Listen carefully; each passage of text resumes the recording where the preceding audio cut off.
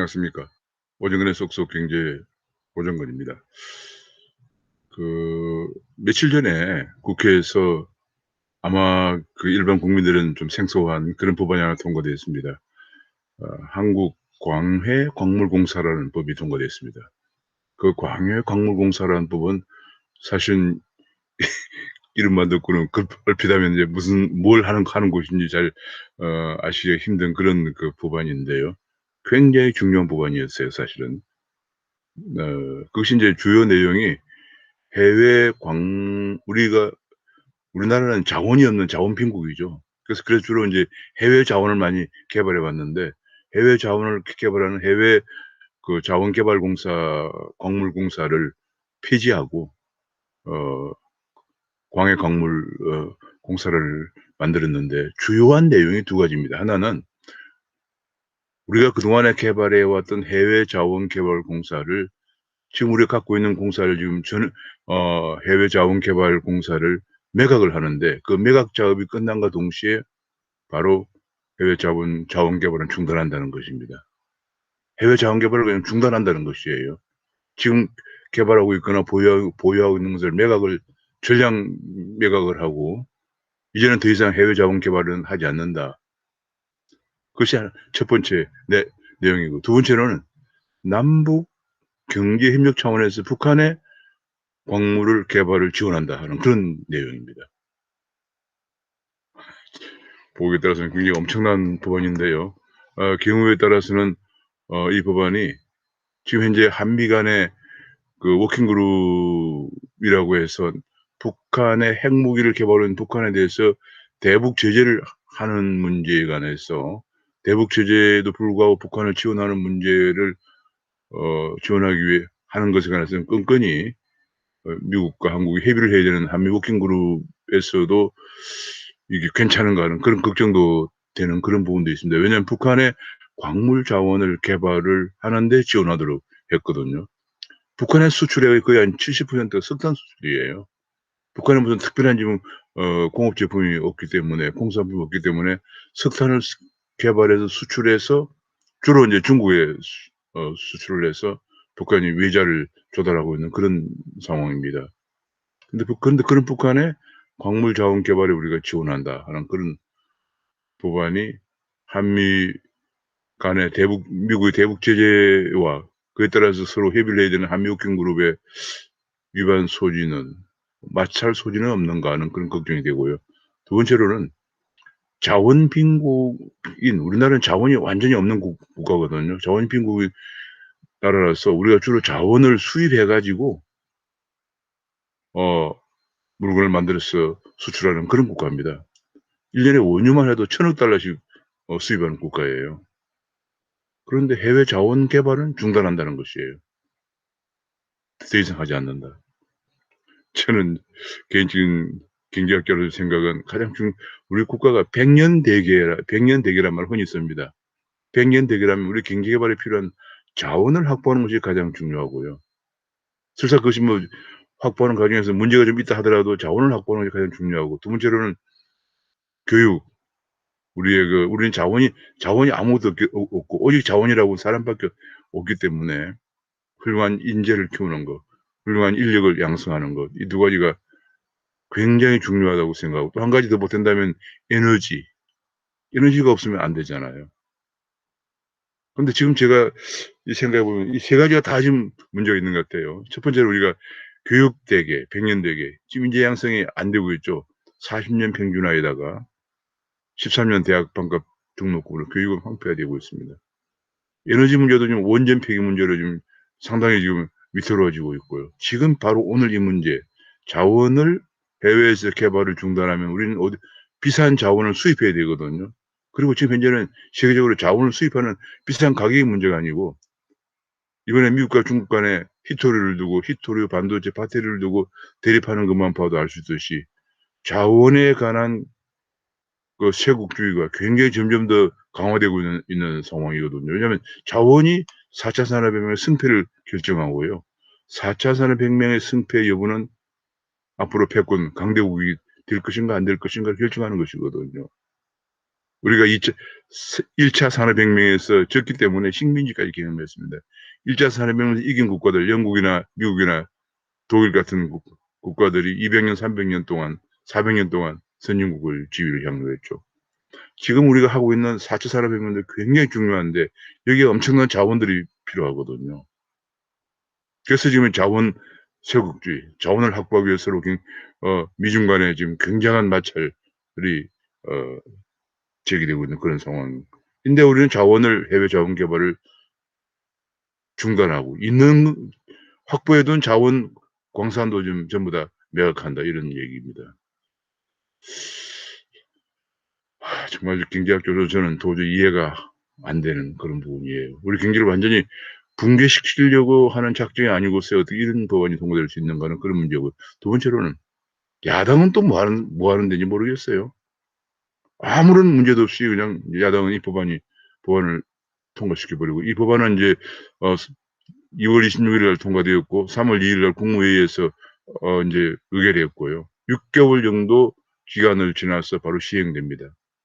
그러면 이제 문재인 정부가 있는 동안에 임기가 끝나기 전에 이것이 시행되면서 아마 시행되면은 그때서 뒤늦게 아마 야당 쪽에서도 문제를 제기할지도 모르겠습니다. 왜냐하면 북한의 광물 개발을 위해서 우리가 지원해야 한다는 얘기니까. 지금 뭐 얼마 전에 산업부에서는 북한의 원전 지어주는 문제 또 뭐 등등 전력 공급 문제 이런 문제들의 파일이 내용은 아직 밝혀지지 않아 있습니다. 수사가 지금 되고 있는지 어 확실치 않습니다. 지금 총장도 바뀌었기 때문에. 그런 가운데 지금 이 북한의 우리나라의 해외 자원 개발은 중단하고 북한의 광물 개발을 지원한다는 이런 법안이 통과가 되었습니다. 오늘은 그 부분에서 한번 말씀을 나눠보고자 합니다. 제가 준비한 자료를 보시면서 말씀을 같이 나누도록 하겠습니다.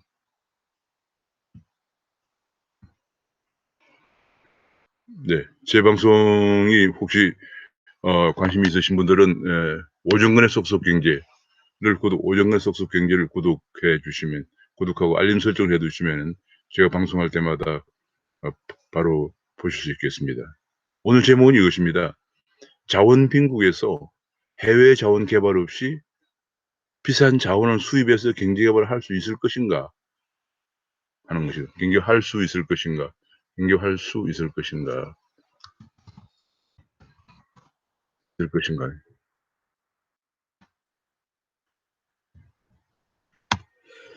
그렇습니다. 이 제목입니다. 자원 빈국에서 해외 자원 개발이 없이 비싼 자원을 수입해서 경제 개발을 할 수 있을 것인가 하는 것입니다. 한국은 자원 빈국입니다. 자원의 대부분을 수입하는 국가입니다. 특히 그 전체 수입에 우리나라 그러다 보니까 전체 수입액의 43%가 자원 수입이에요. 자원을 수입해서 가공해서 수출하는 국가죠. 원유만 1,000억 달러를 수입합니다. 지금 현재 전 세계는 4차 산업혁명을 맞아서 자원 확보 전쟁 중입니다. 특히 최근에 미국과 중국 간에 반도체, 희토류, 배터리를 두고 지금 엄청나게 쟁표를 하고 있는 그런 상황이고 반도체 동맹까지도 결성하고 여기에 대항해서 중국은 희토류를 가지고 대항을 하고 있고 뭐 그런 상황입니다. 지금 현재 희토류를 생산하는 데 들어가는 그 리튬이라고 하는 것이 말이죠. 세계 3분의 시장을 중국이 장악하고 있습니다. 이것이 큰 문제인데요. 지금 보면 여기 보면은 리튬의 채굴은 13%, 화학 전개는 51%, 리튬을 이용한 배터리 음극 양극재 생산의 66%, 리튬 이온 배터리 생산은 73%를 중국이 점유하고 있습니다. 앞으로 전기차 수요가 굉장히 증가하면서 배터리가 굉장히 전기차 배터리가 중요한데 이것의 거의 3분의 1을 중국이 점유하고 있다. 그런 얘기입니다. 최근에 그뿐이 아니고 경제가 회복 기조로 인제 그 코로나가 좀 집단 면역이 형성되기 시작하면서 자원 슈퍼 사이클이 도래하고 있습니다. 자원의 가격이 계속 급등하고 있죠. 앞에 거는 이게 원유 가격이고요. 두 번째가 구리 가격, 알루미늄 가격, 그다음에 여기 아연 가격, 니켈 가격 이런 가격들이 급등을 하고 있습니다. 여기는 또 구리 가격 급등하는 모습을 좀 더 선명하게 제가 가져와 봤습니다. 국내에서 앞으로 자원 수요 전망해 놓은 게 있는데요. 2020년에 비해서 앞으로 2030년에 석유가 4.5% 증가하고 가스가 14% 증가하고 이 리튬이 244% 증가할 것이라는 얘기입니다. 왜냐하면 앞으로 전기차 수요가 급증하면서 리튬이 배터리를 만드는 소재인 리튬이 244% 증가할 것이다. 히토리는 50% 증가할 것이다. 반도체 수요 때문에 그렇죠. 이런 보도가 나오고 있어 자원 확보가 4차 산업혁명의 중요한 성패입니다. 그런데 이건 굉장히 반가운 뉴스는 정부가 하지 않기 때문에 포스코에서 민간 기업이 포스코에서 아르헨티나에 이 리튬은 소금 호수에서 인제 채굴할 수가 있는데 2018년에 3,100억 원의 산 호수에서 약 100배인 35조 원 정도의 리튬이 나올 것이라는 전망이 나왔습니다. 전기차 3억 7천만 대 배터리 분량분이다. 야, 엄청난 쾌가가 아닐 수 없습니다. 전기차 3억 7천만 대의 배터리 분량을 배터리에 소요되는 리튬을 여기서 생산할 수가 있다는 전망이 나오고 있습니다. 이렇게 되면서 이것이 말이죠. 이것이 가격이 지금 현재 35조 원 지대면서 현재 포스코의 시총이 27조 원입니다. 그러니까 35조 원이 얼마나 큰 돈인가. 우리나라에서 정말 세계적인 철강 회사인 포스코의 시총을 능가하는 금액입니다. 포스코는 이제 그 철강 이후를 대비하기 위해서 지금 철강이 큰 문제입니다. 요즘 철강이 탄소를 배출하기 때문에 지금 철강 산업이 앞으로 게다가 또 철강은 지금 중국이 많이 철강 산업에 진입하면서 세계적으로 철강 과잉 생산 문제가 계속되고 있고요. 특히 인제 탄소 제로 문제가 대두되면서 앞으로 철강 산업이 굉장히 중요한 그 문제 이슈인데 포스코는 철강 이후를 대비하기 위해서 계속 이런 그 리튬 관련 연구를 해 왔다고 합니다. 해외 자원 개발은 순탄치는 않지만 리튬과 더불어서 2차 전지의 핵심 원료로 꼽히는 니켈에 대한 니켈도 투자를 해서 앞으로 니켈과 리튬을 가지고 어 2030년까지 2차 전지의 핵심 소재인 리튬, 니켈, 흑연의 자체 공급 체계를 만들려고 하는 것이 포스코의 꿈이라고 합니다. 대단합니다. 이렇게 되면 이제 배터리 강국이 되는 거죠. 근데 그 1차적인 작업이 2018년에 3,100억 원에 인수한 아르헨티나 리튬 염호, 소금 호수죠. 염호의 매출액의 앞으로 전망 가치가 35조 원에 이를 것으로 나왔어 정말 밝은 소식입니다. 그 리튬이라는 것은 이제 전기차와 전자기기에 탑재되는 2차 전지의 핵심 소재로 흰색 원유라고도 불린다고 합니다. 리튬은 2차 전지 양극재의 원료로 사용되면서 전기를 충전하고 방전하는 역할을 하는데 주로 광석에 포함되어 있거나 육지의 염호, 소금호수에 녹아 있다고 합니다. 이것이 앞으로 이제 옆에 그 앞으로 전기차 증산 테슬라도 앞으로 2023년까지 100만 대를 생산한다고 그러고 지금 현대자동차도 2025년까지 100만 대 생산한다고 그러고 뭐 전 세계적으로 다 앞으로는 전기차가 대세가 되면서 리튬 수요가 급증하면서 포스코는 좀 대박을 터뜨리고 있는 상황입니다. 이만큼 자원 확보가 중요합니다. 앞으로 인제 이걸 계기로 해서 우리가 그동안 해외 자원 개발에 트라우마에서 벗어나야 된다. 일부 자원 개발에서 손실을 보았다고 해서 해외 자원 개발을 중단하면 안 된다. 그런 얘기입니다. 과거에는 2010년대 초반만 하더라도 해외 자원 개발에 정부가 3천억 내지 4천억 정도의 해외 자원 개발 예산을 배정하고 지원해 왔는데 최근 3년째 문재인 정부 들어서 300억 원대 중반으로 줄어들었습니다. 2019년 367억 원, 금년에는 349억 원밖에 배정이 안 되었다고 합니다.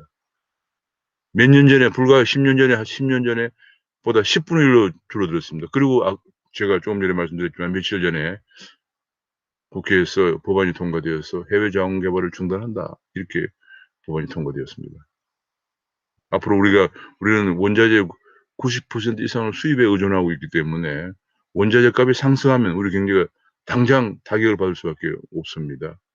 그래서 우리가 인제 해외 자원 개발은 대책은 해외 자원 개발뿐인데 가격을 안정적으로 공급받으려면은 이거는 장기간의 거액이 투자이기 때문에 이번에 포스코가 큰 기업이기 때문에 성공했습니다마는 민간 협력이 필요한 것입니다. 굉장한 외교도 필요하고요.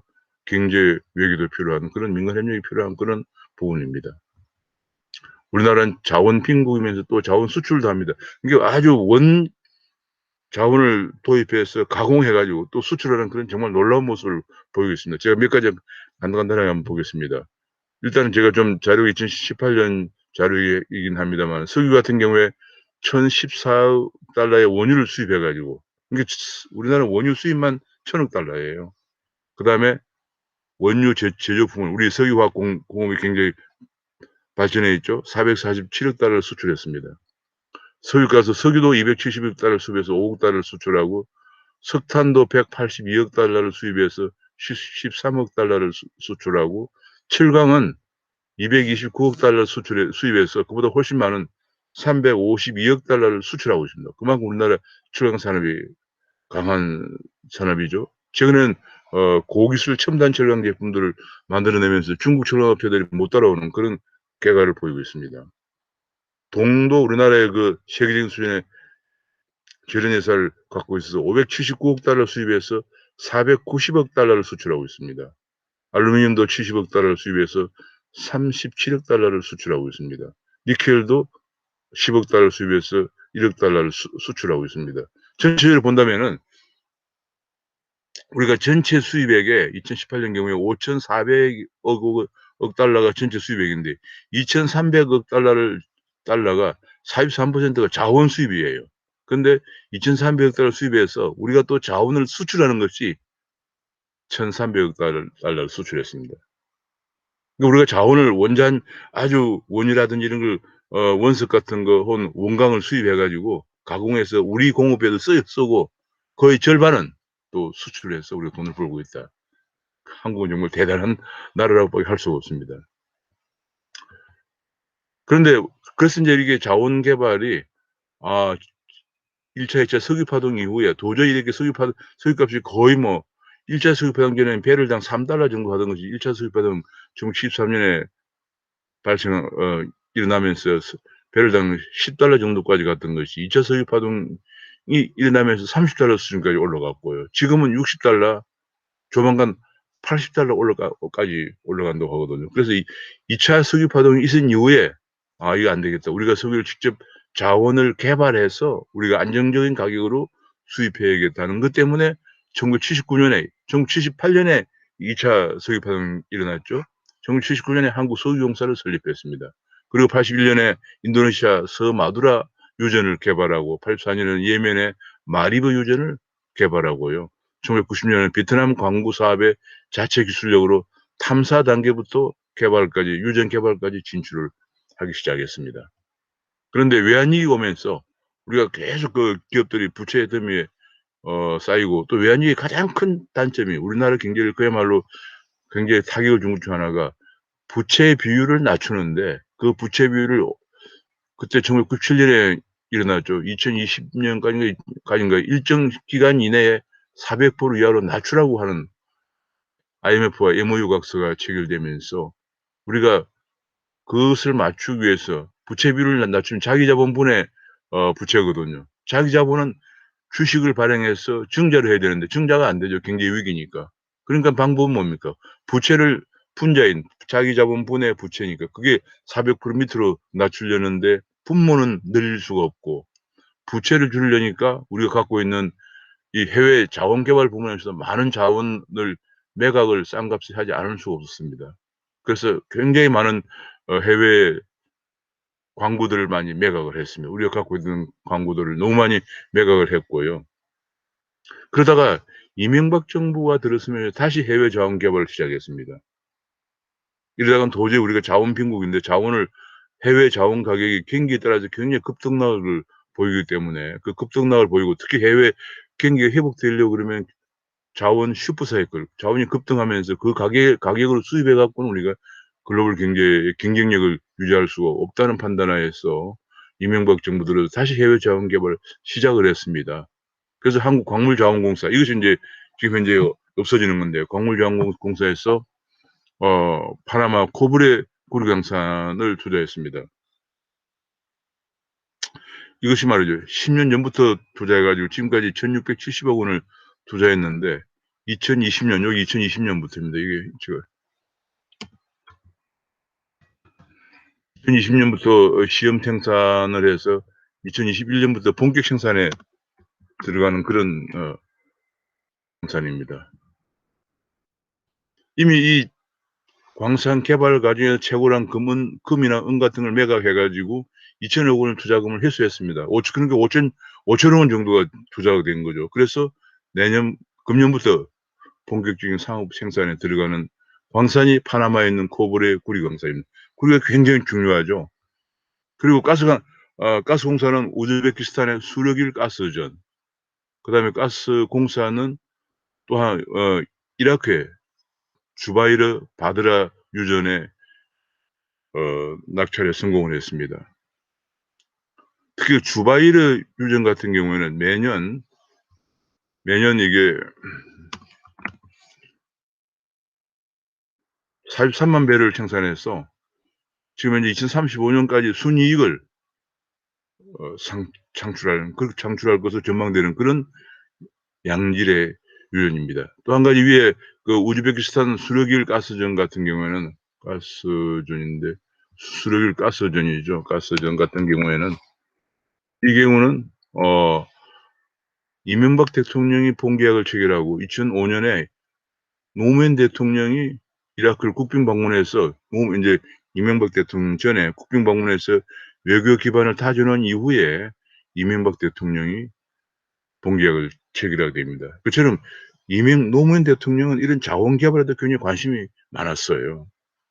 지금 우리 문재인 정부와 약간 다른 면모를 보입니다. 노무현 대통령 그 당시에 한미 FTA도 체결했고 또 이렇게 가스전 해외 개발에도 관심을 보여서 국빈 방문을 해서 기반을 만들어 놓게 됐습니다. 지금처럼 있는 광구까지 다 매각한다 이런 것은 약간 노무현 대통령과 문재인 대통령 간의 다른 면모입니다.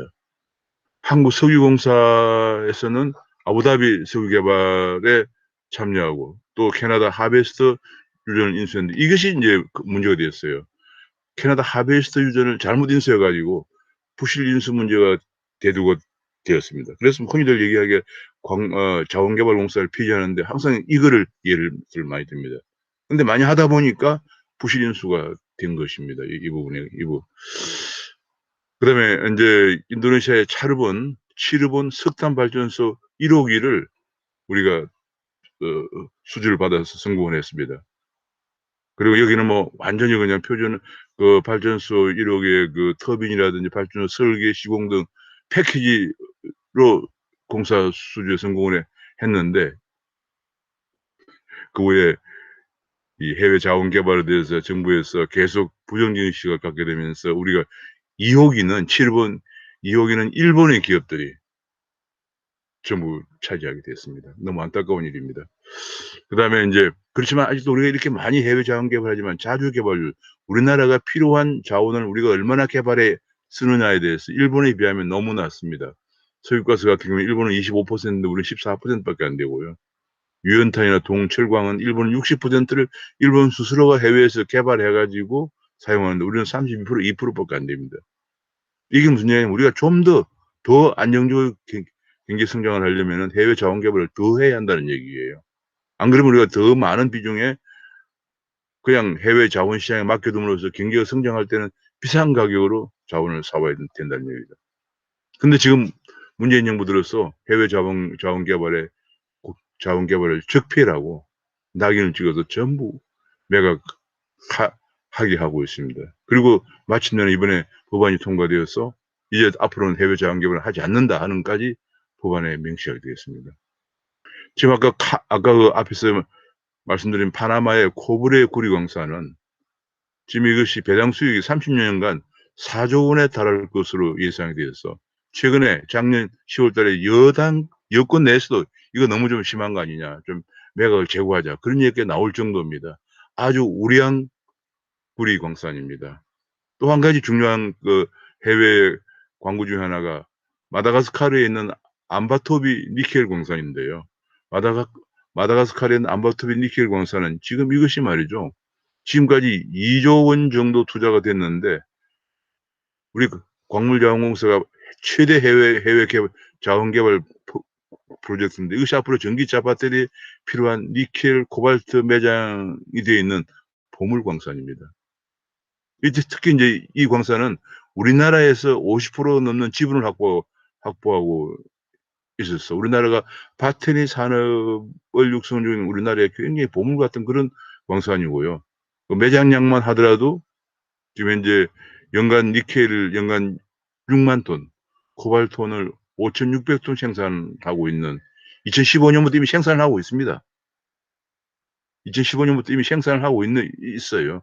2007 년에 1억 9천만 톤 광산의 매장량이 총 1억 9천만 톤인데 2017 년에 개발을 착수해서 2015 년부터 이미 생산을 하고 있는 그런 우리나라에서는 보물 같은 광산입니다. 특히 인제 앞으로 전기차 수요가 크게 증가하면서 전기차 배터리가 생산에 아주 필요한 그런 그 니켈이라든지 코발트, 전기차 배터리에는 제가 파악하기로는 니켈과 코발트와 리튬이 가장 중요하다고 합니다. 그런 니켈과 코발트를 생산하는 아주 보물 같은 그런 광산입니다. 근데 이것도 지금 매각 대상에 올라와 있습니다. 호주의 물라벤 유엔탄 광산은 221억 원을 투자해서 현재까지 벌써 321억 원을 회수한 알짜 광산인데 이미 벌써 2018 년에 매각을 했습니다. 알짜 강성까지도 다 매각하라고. 적폐예요. 왜냐하면 적폐니까 이게. 전부 전 정권이 하던 거니까 다 적폐예요 그냥. 안타깝습니다. 그다음에 뭐 광물자원공사에서 호주에 있는 양구스 플레이스 유연탄 광산 이것도 303억 원을 투자해 가지고 벌써 277억 원을 회수한 우량 광산인데 매각을 추진 중이고 역시 호주에 있는 스프링빌 유연탄 광산도 221억 원을 투자해서 이거는 341억 원을 회수했는데 이것도 더 많은 금액을 회수했는데도 매각 대상이고요. 그다음에 코프리의 파나마 구리 광산도 이것도 지금 매각이 진행 중입니다.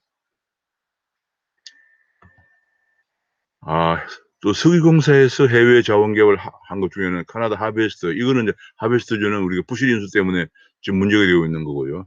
미국 텍사스의 이글포드 시일가스 광고도 2011 년에 지분 24%를 인수했는데 이것도 매각 추진 중이고요. 가스공사에서 호주 글래스톤 액화 천연가스도 지분 10%를 2010 년에 확보했는데 이 국내 소비량 11% 정도의 LNG를 공급하는 정도의 광산인데 이것도 광산이면서 2017 년부터 이미 흑자를 내기 시작했는데 이것도 매각이 검토 중입니다. 거의 지금 많은 높은 수익성에도 매각 대상에 포함된 광산 중에 대표적인 것이 인제 이미 매각된 호주의 물리벤 유연탄 광산. 이건 591억 원 투자해서 이미 700억 원을 회수했고요. 호주의 스프링빌 유연탄 광산도 221억 원을 투자해서 이미 341억 원을 회수했고 호주 앙구스 플레이스 유연탄 광산도 303억 원을 투자해서 이미 277억 원을 회수했는데 이런 광산조차도 전부 매각 대상에 올라 있습니다. 우리는 30년째 흔히들 말하는 샤워실의 바보를 반복합니다. 이 샤워실의 바보라는 게 뭐냐면 샤워실에 들어가서 물을 틀면은 뜨거우면 또 금방 또 돌리면 또 찬물이 나오죠. 찬물을 하면 또 금방 또 뜨거운 물 돌리면 또 너무 뜨거운 물이 나오죠. 이런 걸 반복한다는 얘기죠. 그래서 우리가 흔히들 그렇게 하는 걸 샤워실의 바보라고 합니다. 2차례 석유 파동 이후에 해외 자원 개발을 시작을 했는데 외환위기가 발생하면서 26개 광구를 매각을 다 했고 이명박 정부 들어서 다시 해외 자원 개발을 시작했는데 다시 전부 매각을 추진 중이다. 그런 얘기입니다. 최근 들어서는 인제 그 공사와 민간이 공동으로 해외 자원 개발에서 성공한 사례가 나오고 있습니다. 베트남 광구, 리비아 광구, 미얀마 해상 광구 등을 포스코 대우나 석유공사와 석유공사 SK가 같이 공동으로 개발해서 성공적으로 지금 하고 있는 사례가 나오고 있습니다. 이처럼 우리가 해외 자원 개발이 우리가 자원 빈국에서 민간과 정부 협력해서 많이 성공적인 사례가 나오고 있는데도 불구하고 적폐로 낙인 찍혀서 2007 년만 하더라도 4,000억 원, 2010 년에도 3,000억 원 정도 예산 배정을 했던 것이 지금 349억 원밖에 배정하지 않아서 사실상 정부 지원은 없어짐과 마찬가지 상태가 되고 있습니다.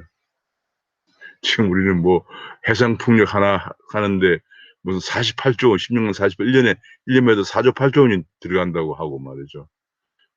지금 민간의 복지 지출만 하더라도 몇십조 원씩 투입되고 있는 그런 속에서 심지어는 뭐 이번에 뭐 보면은 4차 재난지원금에도 20조 원 얘기하고 있는 마당에서 해외 자원 개발에 우리 경제 발전에 굉장히 필요한 해외 자원 개발에 349억 원만 배정하고 있는 그런 상황입니다. 그나마 그것도 인제 그러다 보니까 인제 민간이 혼자 다 할 수 없기 때문에 민간이 개발하는 해외 자원 개발도 급감을 하고 있습니다. 그래서 인제 더 중요한 것은 제가 서두에 말씀드린 것처럼 이제 그 정도가 아니고 아예 한국광물자원공사를 폐지한다는 거예요. 폐지하고 해외 자원 개발 중단한다는 법안이 지난달 26 일에 통과되었습니다. 통과되고 3월 2 일에 국무회의를 의결을 거쳐서 시행은 법 공포 후 6 개월을 경과한 시점에서부터 시행되기 때문에 늦어도 문재인 정부 임기를 마치기 전에는 출범이 될 겁니다. 근데 가장 핵심적인 내용이 뭐냐면은 어 광물 자원의 탐사 및 개발, 광산 직접 경영, 해외 법인 출자에 대한 사업은 지금 가지고 있는 자산 매각 시까지만 유지하고 폐지한다는 얘기예요. 쉽게 얘기하면 해외 자원 개발은 지금 가지고 있는 거 다 매각하고 나면은 폐지해라 그런 얘기고요. 그다음에 두 번째 중요한 게 남북 경협에 대비해서 남북 간 해외 광물 자원 개발 및 광물 자원 산업 분야 협력 사업을 추가했습니다. 이제 앞으로 이제 우리가 돈을 투자해서 북한에 있는 북한 광물 자원 우리는 우리 대한민국은 광물이 별로 없죠. 광물 자원을 개발하고 광물 산업 분야 협력 사업을 추구한다. 쉽게 얘기하면 그냥 간단하게 북한에 지금 돈이 없어 가지고 거의 개발을 못 하고 있는 북한의 자원을 개발을 하는데 우리가 돈을 투자한다. 뭐 그런 얘기예요, 사실. 간단히 말씀드리면. 근데 그래서 참 이 부분이 굉장히 문제인데요. 그래서 벌써 이미 인제 국회에서 2019년 11월 달에 북한 광물 자원 개발 포럼이라는 것도 벌써 이미 개최를 해서 이렇게 뭐 그냥 어 파이팅을 외치고 있습니다. 정말 대한민국 사람들이라는 것이 저는 이게 인제 국회의원들하고 많은 학자들이 참여했는데 정말 우리나라를 어디로 끌고 갈 것인지 조차 뭐 이런 것에 대해서 별 개념이 없는 거 아닌가 싶어요. 자, 저는 생각에 해외 자원 개발은 정치화되면 안 된다. 이것이 우리나라의 경제 발에 꼭 필요하고 경제 회복되면 지금 앞에서 보신 것처럼 이제 코로나 사태가 좀 진정되면서 경제 성장이 회복될 것 같으니까 벌써 자원 슈퍼 사이클이 자원 가격이 급등하는 자원 슈퍼 사이클이 도래하고 있거든요. 이거는 그냥 백년 대계를 봐야 돼요. 절대로 정치화되면 안 됩니다. 전 정권이 했다고 전부 적폐에 몰아서 수익을 내고 있는 광산까지도 매각을 하려고 합니다.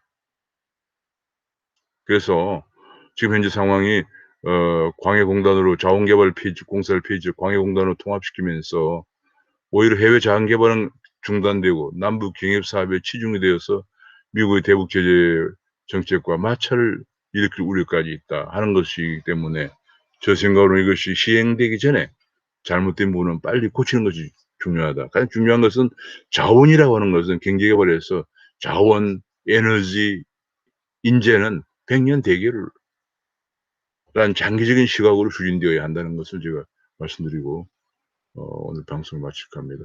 굉장히 중요한 부분인데 이번에 국회에서 전혀 논란도 한번 제대로 되지 않고 이렇게 쉽게 그냥 통과된 것에 제가 도저히 안타깝기도 할 뿐만 아니라 '이렇게 해서는 안 된다. 국가의 백년 대계의 기틀을 마련하는 것이 이렇게 되면 안 된다.'는 생각에서 오늘 말씀을 드렸습니다. 오늘은 여기서 마치겠습니다. 감사합니다.